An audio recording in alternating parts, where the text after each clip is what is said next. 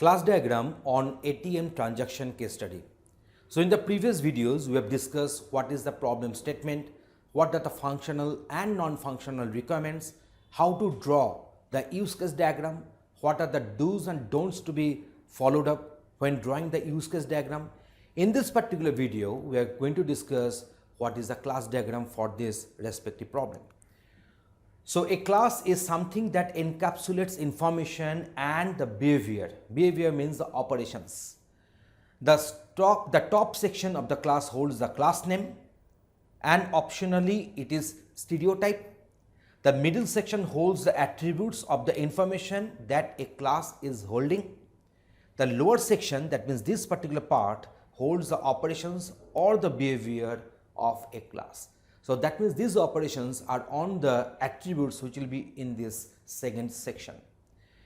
The lower section holds the operations or the behavior of a class. We can also show the visibility of each attribute and operation, data type of each attribute and the signature of each operation on these diagrams. So what are the visibility? Just see here, whenever we are having these attributes, they will be coming with these icons. Whenever we are having the methods or the operations, they will be coming with this icon with the magenta color. And here you see, whenever you are having something public visibility, the member variable or the attribute with the public visibility, nothing will come here. In case of private, this lock will be coming here. In case of protected, this key will be coming here. In case of package, this hammer will be coming there. So these are the symbols you will be getting if you work with this rational rows software. So I have taken this one from the rational rows software screenshot. So in case of methods, in case of operations, these icons will be coming for all of them and they will be written or they will be included in the third section of this rectangular box. There is a class, and here we are having for the public, no icon will be there. For private, lock. For protected, we are having key, and for package, we will be having this hammer symbol. And this is our class name, and here the class name must be purposeful. From the very class name, the nomenclature should be done in such a way that we can get the idea what is the purpose of that class. So here is the class diagram which we are suggesting for this ATM transaction case study. So here we are having this card reader having one attribute, and we are having this set of methods and operations to be carried out. There is an accept card, eject card and read card. So these are the methods we are having. This is the attribute and this is the respective class name. So here you can also mention not only the card number but card number colon integer. So the respective data type can be also mentioned here. This is the ATM screen. This is our cash dispenser, and here we are having this cash balance, and these two methods are there. One is the provide cash and another one is the provide receipt. So here we are having this account class, and we are having this account number, PIN, balance, and these are the respective operations which can be carried out on them. There is a open, withdraw funds, deduct funds and verify funds. So these are the respective methods and operations we are having. We know that in our class diagram also we have discussed that one, that these classes can be divided into two different categories.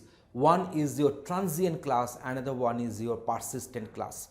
So if you select this one and go for right click on rational rows, you will be getting the respective property window will come, and there you can select the radio buttons are there. There you can select either transient or persistent. Whenever you are selecting one class as a persistent class, then the respective DDL can be generated from the software, and if you run the DDL, then on the database the respective tables will get created with these respective attributes. So the respective create query, create table name. So in this way the create queries, the DDL will get generated in a certain script. So these facilities are available in a proper UML tool. So let us go for one practical demonstration to show you that how these class diagrams can be drawn and what are the other features of the software using rational rows. So here is the demonstration for you. In this class, we shall show you how to draw the class diagram using rational rows software. So at first we shall go for the logical view, and if you double click on this main, this window will pop up. Now here we are having this respective toolbar containing so many different tools required for the class diagram. So here we are having this tool that is a class. So I'm selecting here, I'm giving the name as class 1, creating another class here as class 2, creating another class here as class 3. Okay, so here we are having 3 classes we have created. Right button click, we are going for this new attribute. So here the syntax is name colon type is equal to initial value. So going for this var 11 colon integer. In this way I'm going to create another 2.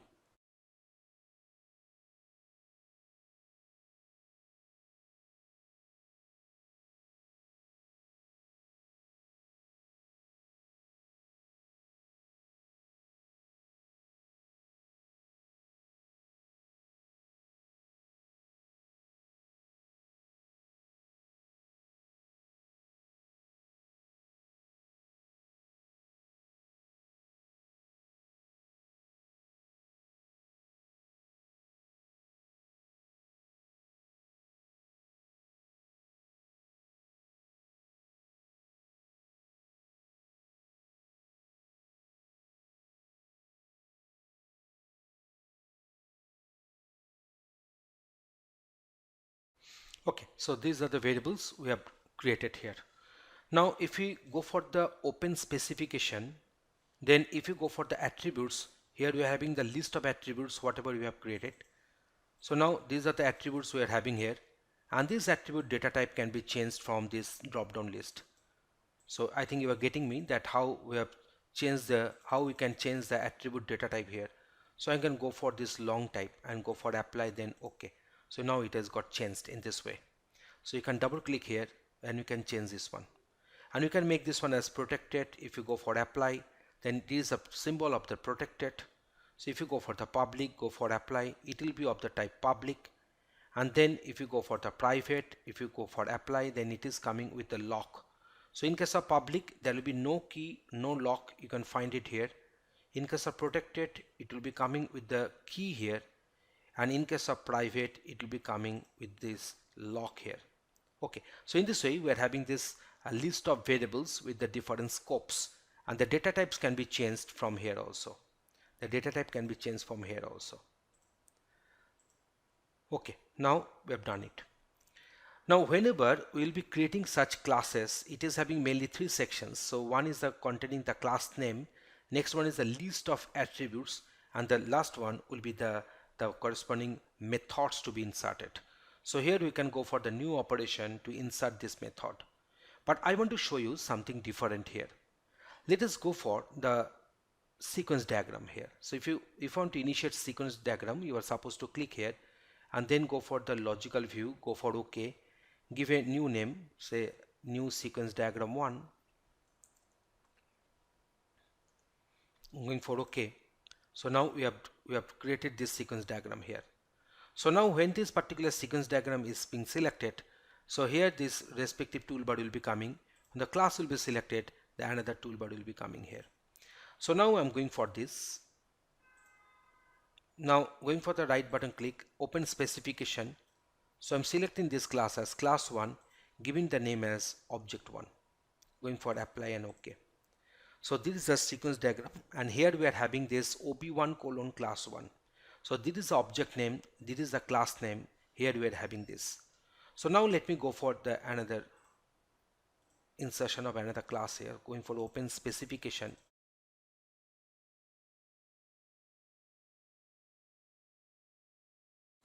Now see, until this whatever you have done, if you go for this compilation, if you go for this check model, you see there is no error is coming, there is no error. You can also come to this check model, you can find that there is no error here. There is no error. One of the classes have got created, and this is our check model is working fine.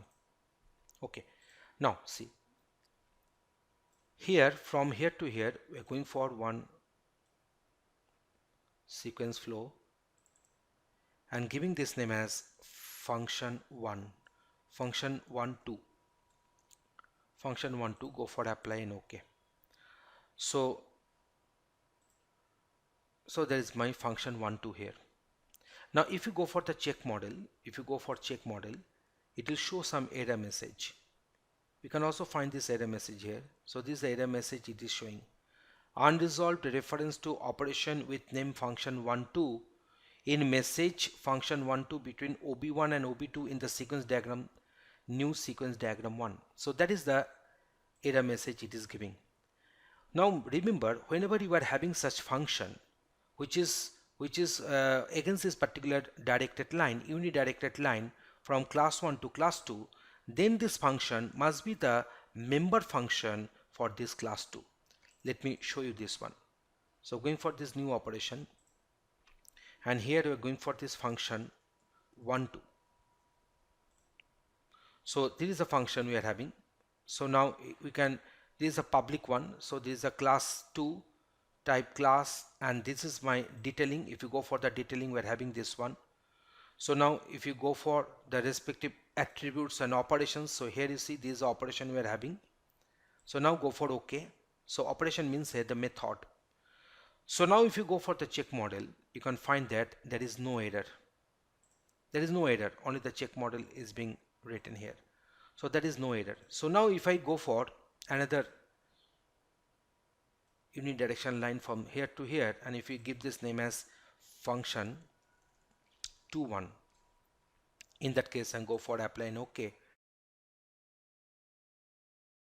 So now if I go for this check model once again, there is some error. You can find this error coming.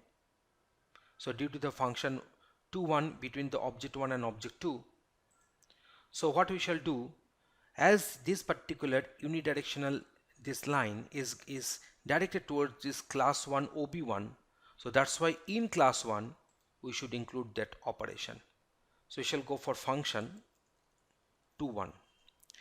Now if I go for this, and if I go for this this check model, you can find that there is no error is coming. There is no error is coming.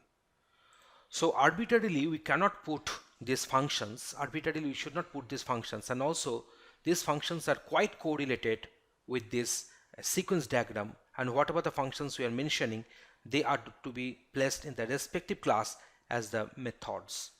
So all this class diagram, sequence diagram, all these things are highly related. So here we can only have the object name or the class name or object name colon class name. That means until and unless these classes are getting created, we cannot make them as a heading for this sequence diagram. So I think you are getting my issue, that how these codes are getting created. So now if I include another function here, say function 212, I'm going for the other one.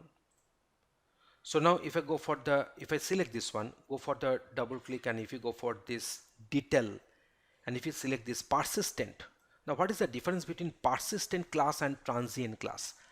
In case of persistent class, we are expecting there will be one table which will be formed against this particular class in the underneath layer of database. So that can also be done here. The schema can also be produced from this rational rows.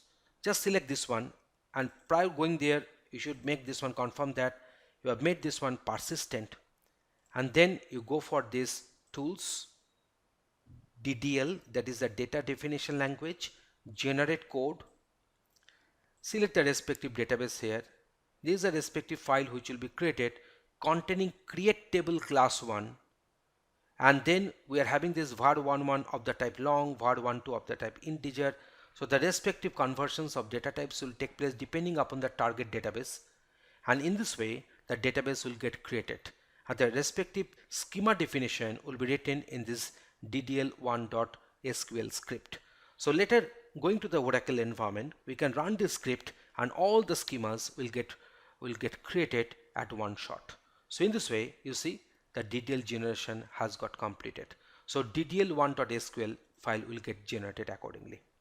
So in this way, the respective class diagram and the sequence diagrams are related. So let me come to the sequence diagram once again. So now if you select this one, and if you go for double click, and here we are having the detailing, so you can make this one synchronous. You can make this one synchronous. If you go for apply, and then you can find that it is the respective symbol has come. And here also, if you make this one as timeout, say, so all these options are there: simple, synchronous, bulking, timeout, and asynchronous. So if you go for apply, and then if you go for this respective refresh, so now you are getting this particular timeout notation has come. So we can also have this one. We can also go for this. So there is a self loop we can do, and here you can write some descriptions. So sequence diagrams and class diagrams, how can we draw them in our rational rule software that has been depicted in this demonstration?